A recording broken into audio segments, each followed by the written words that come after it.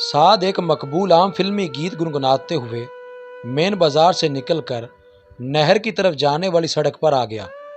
आज वह बहुत खुश था और गीत गुनगुनाते हुए वो अपना हाथ बार बार जेब में डाल रहा था। वाह, आज तो मज़ा आ जाएगा, बर्गर, बोतल और दही बड़े खाऊंगा। वो खुशी में इस कदर सरमस्त था कि खुद से बातें कर रहा था। बाग के पास उसको खुशनुमा बर्गर हाउस दिखाई दिया। वहाँ खरीदारों का रश था। वो एक तरफ खड़ा हो गया। बर्गर बनाने वाला तेजी से बर्गर बना बनाकर ग्राहकों को दे रहा था।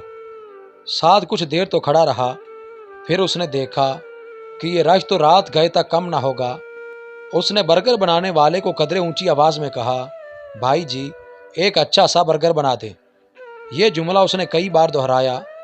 आखिर बर्गर वाले ने उसको देखते हुए कहा, सब्र करो, अभी बारी आ जाएगी।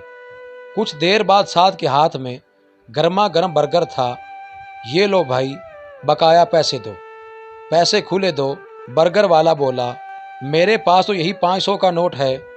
ओए शकूरे, ज़रा पेट्रोल पंप से खुले पैसे तो लाना। अभी लाया उस्ताद। शकूर जिस तेज़ी के साथ गया उस तेज़ी के साथ वापस आ गया।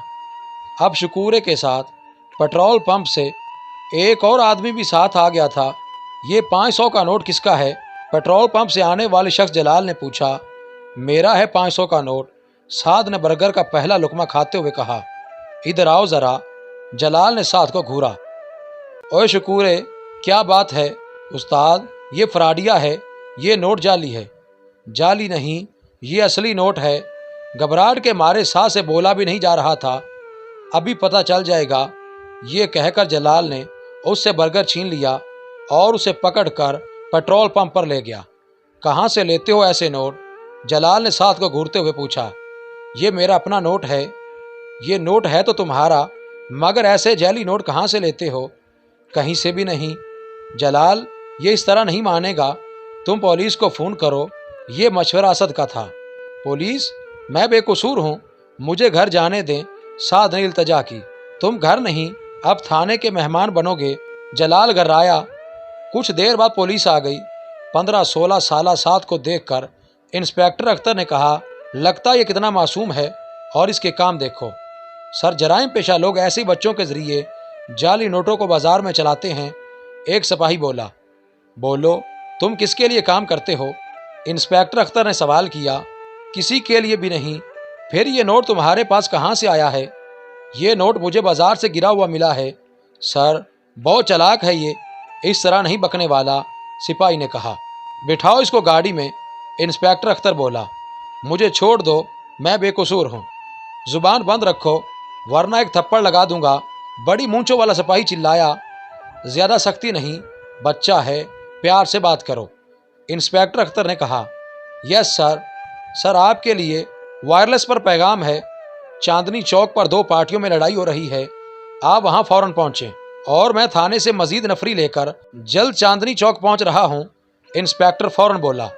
हंगामी सूरत हाल की वजह से साद को हवालात में बंद करके इंस्पेक्टर अख्तर एक सिपाही को ड्यूटी पर लगाकर भारी नफरी लेकर चांदनी चौक चले गए।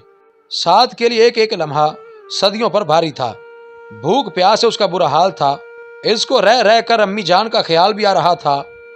क्या एक गिलास पानी मिल जाएगा? अभी देता हूँ पानी। पानी पीकर साद ने सिपाही से कहा, क्या यहाँ से एक फ़ोन हो सकता है? फ़ोन को तो ताला लगा है। क्या घर इतला देना चाहते हो? हाँ, कहाँ रहते हो? बड़ी मार्केट के पास। घर में फ़ोन तो नहीं है, पड़ोस में फ़ोन करना था। साद अभी ये कह ही रहा था कि सिपाही फ़ोन की घंटी बजने पर रिसीवर उठाकर बातों में मसरूफ़ हो गया। उसके किसी बेतकल्लुफ़ दोस्त का फ़ोन था। फिर बातों का ऐसा सिलसिला शुरू हुआ कि जो ख़त्म होने में न आता था। साद ठंडे फर्श पर बैठा सोचों में गुम था। उसने खुद इस रास्ते का इंतखाब किया था। माजी का ताक़ुब करते हुए वो बहुत दूर निकल गया। यार, आज स्कूल जाने को दिल नहीं चाह रहा, हारिस ने कहा। तो फिर दिल कहाँ जाने को चाह रहा है? साद ने पूछा। कोई अच्छी सी फिल्म देखते हैं इस वक्त। और फिल्म? सिर्फ 1 घंटे बाद शालीमार होटल में VCR पर फिल्म शुरू हो जाएगी, हारिस ने कहा। मेरे पास तो पैसे नहीं हैं।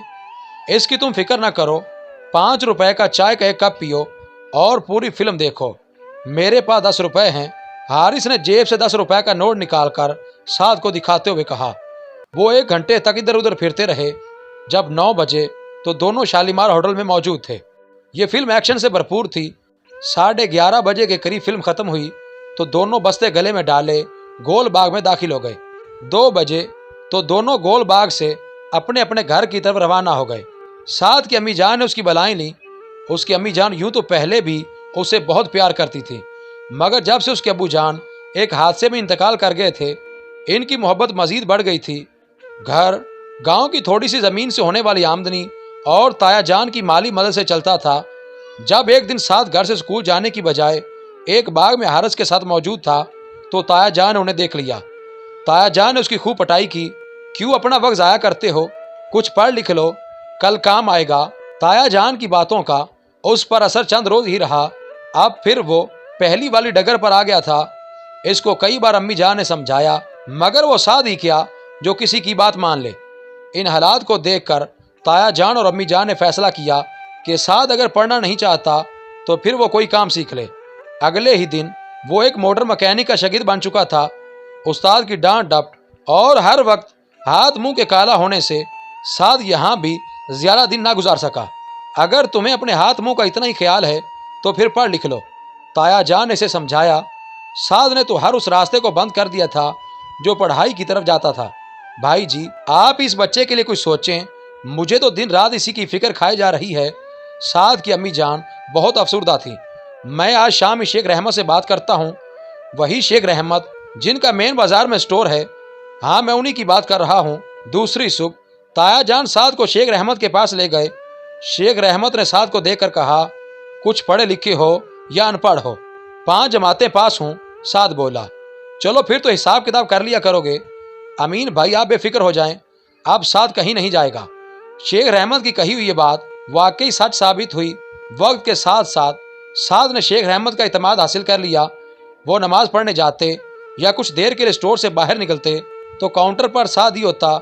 यूं तो स्टोर में और भी कई मुलाजिम थे, मगर शेख रहमत साद पर एतमाद करते थे। आज दोपहर के वक्त शेख रहमत को कसूर में किसी अजीज के इंतकाल की खबर मिली तो शेख रहमत ने साद को अपने पास बुलाकर जरूरी बातें समझाते हुए कहा, ये 4000 रुपए हैं, चाय की पत्ती वाला आए तो उसे दे देना और 9 बजे ध्यान से स्टोर बंद कर देना। स्टोर की चाबियां कहाँ रखूं? साद ने पूछा। घर में कोई नहीं होगा, इसलिए चाबियां तुम अपने घर ले जाना। सुबह 9 बजे से पहले मैं कसूर से वापस आ जाऊंगा, चाबियां संभाल कर रखना। अच्छा, मैं अब जा रहा हूँ, होशियारी से काम करना और सब पर नजर रखना। शेख रहमत ये कहकर चले गए। अब स्टोर का मुकम्मल इख्तियार साद के पास आ गया था। महीने के इब्तदाई दिन थे, इसलिए स्टोर पर ग्राहकों का मामूल से ज्यादा रश था। स्टोर बंद करने तक काउंटर की दराज नोटों से भर गई। इसके कहने पर मुलाजिमों ने सामान समेटना शुरू कर दिया। साद जब भी नोटों को देखता तो उसका दिल चाहता कि कुछ नोट वो अपनी जेब में डाल ले। इस शैतानी सोच ने उस वक्त अमली शक्ल इख्तियार की जब 500 का एक नोट उसकी जेब में था। मुलाजिम अपने कामों में मसरूफ थे, इसीलिए किसी ने उसे ये बुरी हरकत करते देखा नहीं था।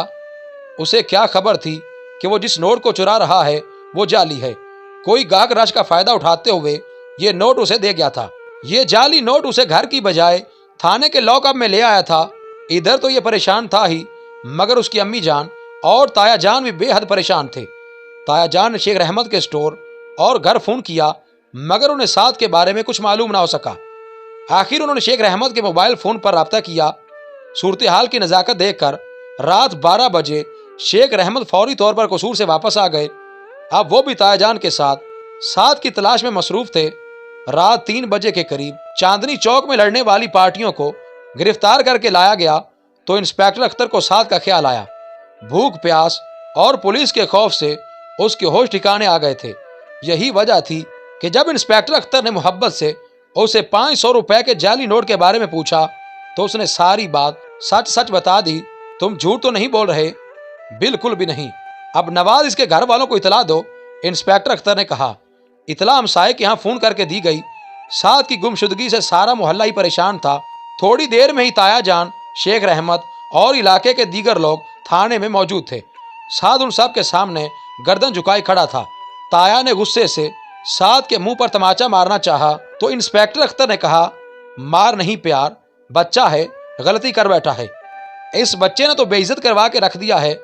ہمارا خاندان تو اپنی شرافت کی وجہ سے پورے علاقے میں مشہور ہے، اور یہ نہ جانے کس پر گیا ہے۔ کہاں سے لیے تھے تم نے 500 روپے؟ تایا جان چلائے۔ سعد نے روتے ہوئے انہیں بھی 500 روپے کا قصہ سنا دیا۔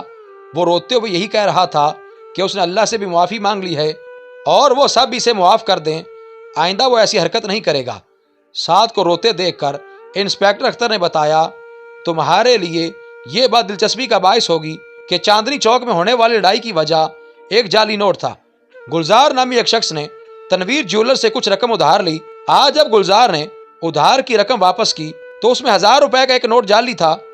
بس اس جعلی نوٹ کی وجہ سے بات اتنی بڑی کہ شدید لڑائی کی شکل اختیار کر گئی۔ آپ سب معززین آئے ہیں تو میں اس بچے کو چھوڑ رہا ہوں۔